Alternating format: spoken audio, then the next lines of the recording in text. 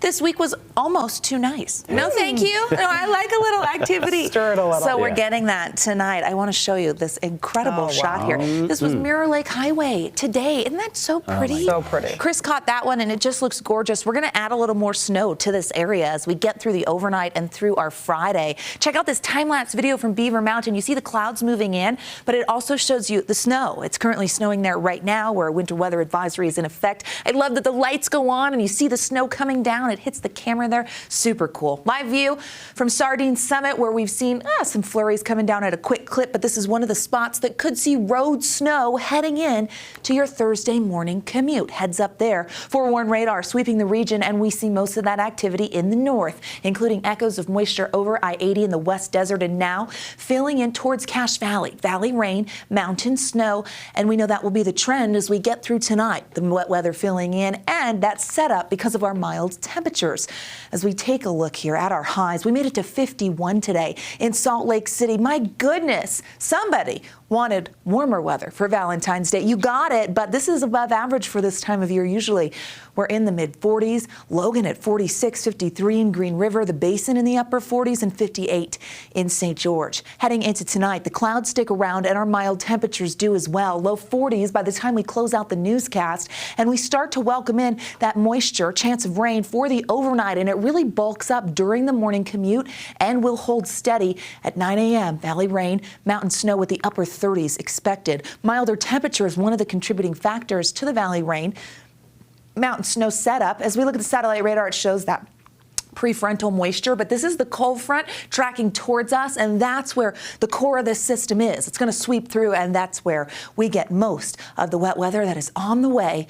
And we talked about the winter weather advisories. They are now in effect, went into effect at 8 p.m. for the northern mountains. At the end of this newscast by 11 p.m., we'll see mountains south of I-80 underneath that winter weather advisory. So we know it's happening just in the north right now, but it expands as we get through the next several hours. Looking at the forewarned futurecast, we walk you through this moisture on the move. Okay, filling in, and here's the core of the storm by 6 a.m.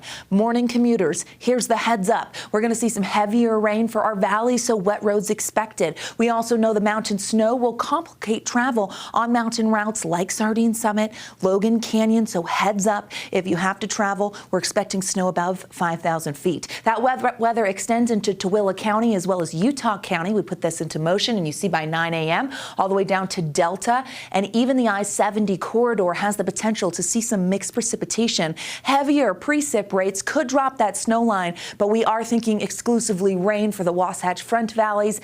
Some areas could see a wintry mix. We see the snow starting to dwindle as we roll through lunchtime, and then it becomes a little showery, and a few showers want to hold on. Round 2 is interesting because it only targets the northern mountains, which Friday at 4 a.m. you see that rain in Brigham City all the way down to Ogden. Lewiston could get some mixed precip, and the northern mountains get snow. That clears quickly as high pressure sets up for the second half of our Friday and into the first part of our weekend, which means we dry out. Snow potential showing you where we favor that, and you look at the numbers, 8 to 16 for the Wasatch Mountains north of 80 and the Cottonwoods, 5 to 10 for other mountain locations. Rain to maybe an inch in our valleys, but looks like it's going to be an exclusively rain event for many. Benches and mountain valleys could do a little better. Mountain valleys could get a trace to 4 inches, especially for the Wasatch back. Wet weather potential dwindles as we roll into our Saturday, so forewarning you that will be the better day to get things done. An active pattern shows up as we roll into Sunday and early next week. So progressive pattern bringing in the wet weather, but these feel like spring storms. Is it just me? The valley rain, mountain snow setup doesn't typically happen in February. I'm happy because the moisture is benefiting our mountains, but definitely feels a little closer to March, April. 30s and 40s for tomorrow with that wet weather, morning commute with the slick conditions, 40s and 50s on the eastern side of the state, going for 60 in St. George, and a warming trend in Washington County for the next several days. President's Day in view here, and we do get an unsettled pattern with the chance of wet weather in the south and the north as we head into next week. Looks like with our milder temperatures, that could once again be valley rain, mountain snow, but it's snowing right now in the high country in the mountains. Beaver Mountain has seen snow all night. Love that for them, and we're going to see all of the resorts in northern Utah getting a little bit of something from this quick moving storm.